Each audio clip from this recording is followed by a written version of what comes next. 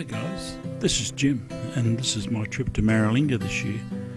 I went on a Maralinga tour and I recommend to anybody go out and do a Maralinga tour. It's well worth the energy.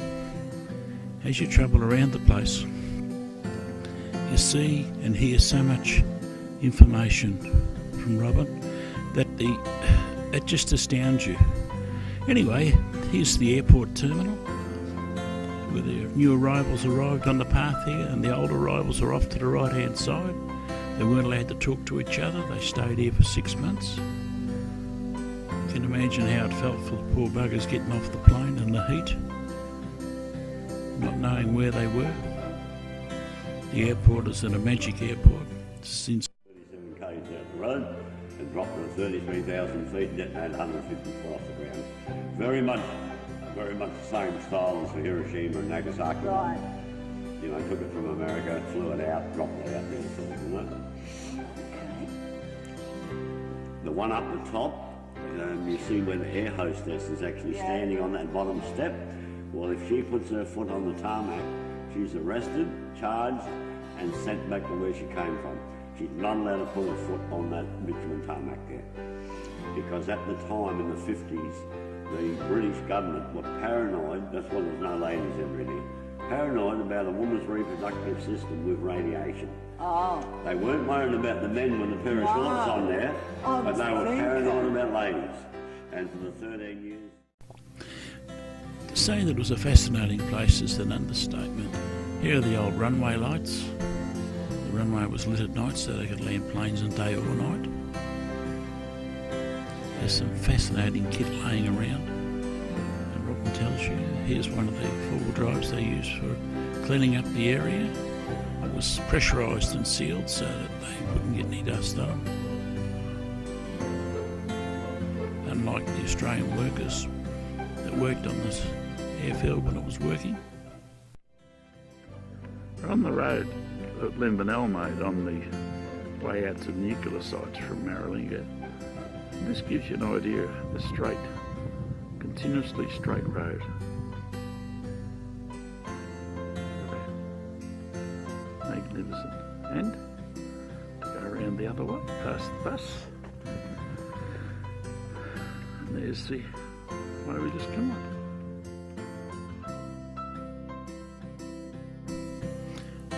As we travelled around, Robin took me to some of the quarries that they used to quarry out some of the stone to build most of the infrastructure they'd built there. Fascinating to see the holes in the ground and the amount of soil that was moved. As we're at this site, I saw a couple of buzzards walking out the back there, and they're a lovely bird. I love to watch them. The Aboriginals eat them and say they're good tucker. I don't know, I've never eaten them, but we should be eating native flora and fauna. There's the loading ramp. As you can see, it was a big loading ramp. Trig Point. This is the roadside village up towards where the nuclear test sites were. The map of the area. This is a little owl we found in the hole in Teakin's Well. And if you have a look at this little guy, he's a barn owl. I have my glasses on now, I can actually see who he is. If you look at his legs, you'll find that there's no feathers going down to the ankles. On a mast owl, they go right down to the ankles. On a barn owl, they don't. Although the barn owls, this guy here looks very, very much like a mast owl in Victoria with the colouring and the markings on him. Gorgeous bird, absolutely beautiful. Okay, this is the old campsite, Teakin's campsite, and where the guys stayed to drill a well into the ground. And it's quite an interesting campsite. Limbanel actually put a fence up around it before they started pushing bulldozers through everywhere to try to protect it for history. And we've got to be thankful for that. There's a little bit of history that we've still got today.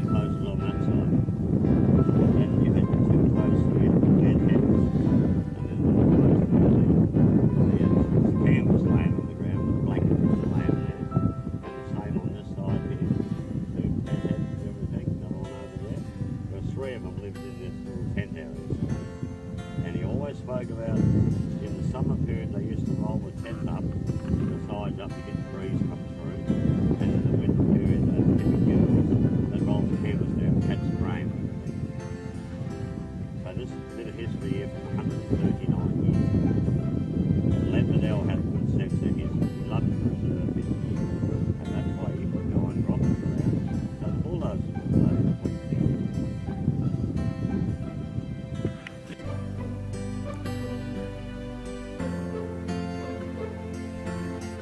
As with most of the place, the wind was howling all the time and recording was extremely difficult. Many of the wells they bored. When they handed this land back, they've got no shops out here. An Oak Valley community, they've got a clinic, they've got a shop, they've got the office there, they've got an aged care centre, they've got a big school, same as Gallatin and that. They got access to the main roads now. They can drive down on the plain with a rifle and shoot a kangaroo on the road.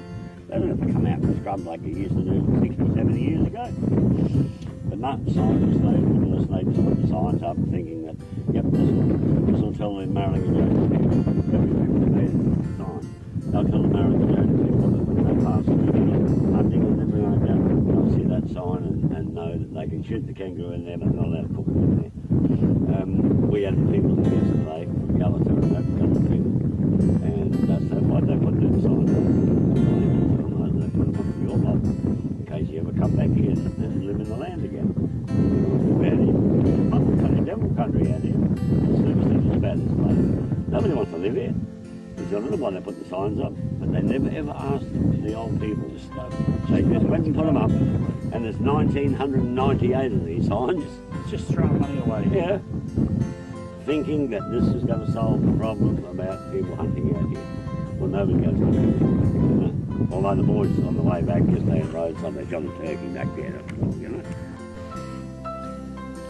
Travelling around out in the field there was an amazing eye-opener of the amount of money that's been spent there, the amount of lies that have been spent by the Australian government and the English government, the gross incompetence of our governments on the amount of money that was used to clean the site, allegedly clean the site up. We spent 25. The English spent 25 cents, and we sent 75 cents.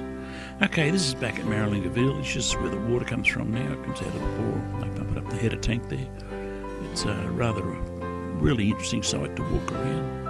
I'm a boilermaker by trade, and look at some of the destruction to some of the buildings. It's amazing. There is no fuel on site, so you have to bring your own. Generator shed, the old hospital. It's the old hospital boiler. Quite a fascinating little boiler in there.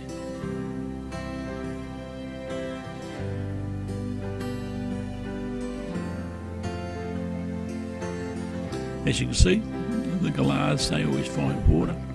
They're up there, these air conditioner cooler things, getting the water out of them, having a drink. A bit destructive though. This is a very sad story of a family that came back and were found in a crater. It's a very sad story. She lost the baby. She was pregnant.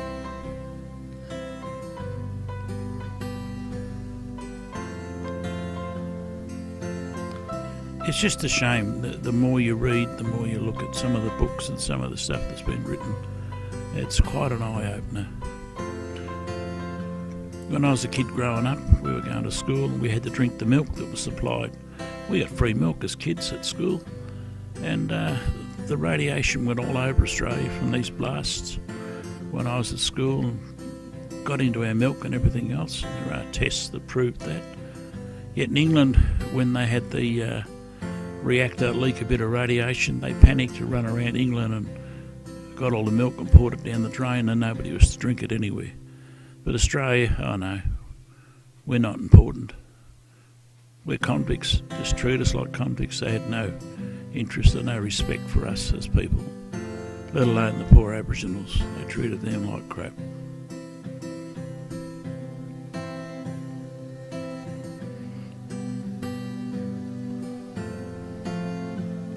It's one of those places that you can go, and the more you read about it, the more you know, the more interesting it gets. This is one of the old camera towers that are still left there. Some of the batteries are still there.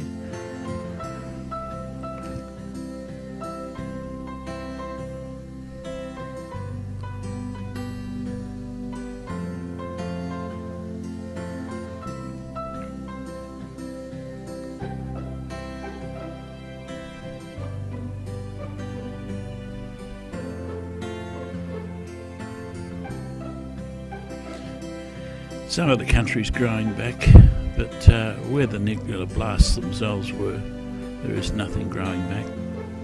And a lot of people say that they don't even understand that we've had 9 nuclear explosions in Australia. 7 of them were in this area in the desert. And here's a site where one of them went off. And as you can see, there are no bushes, no trees or anything else growing there. Yet it's over 60 years now since the blasts. That soil is sterile, and it'll be sterile for many hundreds of years to come. A little bit of grass grows and that's it.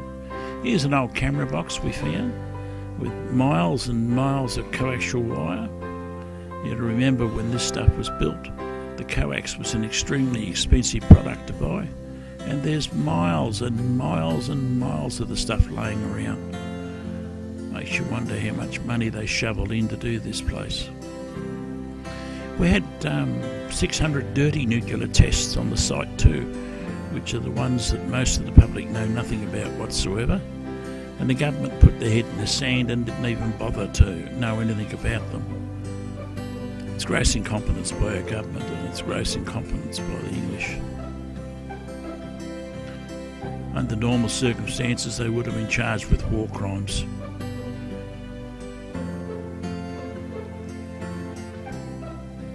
But as you can see, there's the ground zero just up the back there, and as you can see on the ground here, there's still big lumps of steel laying around, which were all part of the stuff bolting together, yet it's allegedly cleaned the site up. The radiation levels have gone down now, and it is safe to go around there, although I wouldn't want to live there for the rest of my life. Some beautiful flowers around the area.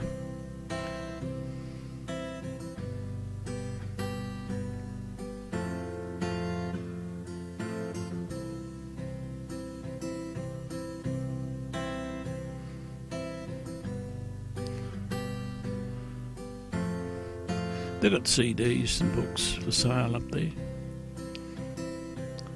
Stickers, some hats and t-shirts. All the money, profit goes from these, goes into Oak Valley Aboriginal community, which helps to support the community. And I'm fully in favour of supporting these communities living on country. It's their country and they have a right to live on it. So that's it, guys. That's my little trip around Maralinga. The only disappointing thing I found is that I was so fascinated by so much stuff I saw. I didn't actually get to take as many videos as I normally would have taken on site. And when I did take videos, the wind was howling, so it was pretty hard. So that's it from me. Thanks a lot for listening, and get out there and have a look. The setup here at Maralinga. And from what I can see, it's going to be a pretty good spot. The solar panels on the roof, solar heater panels on the shed, the old wood chip heater there, so you can heat the water up if you have to. Old generator sitting there. You've got a wonderful big area here. Pull up, put your camper van on. Around the area. Solar panels on the roof, solar heater, etc. These are unusual, but still under construction. They'll be here soon. A very pleasant camping area. Concrete pads for your camper vans. This will be a top of a notch tourist spot, I would say.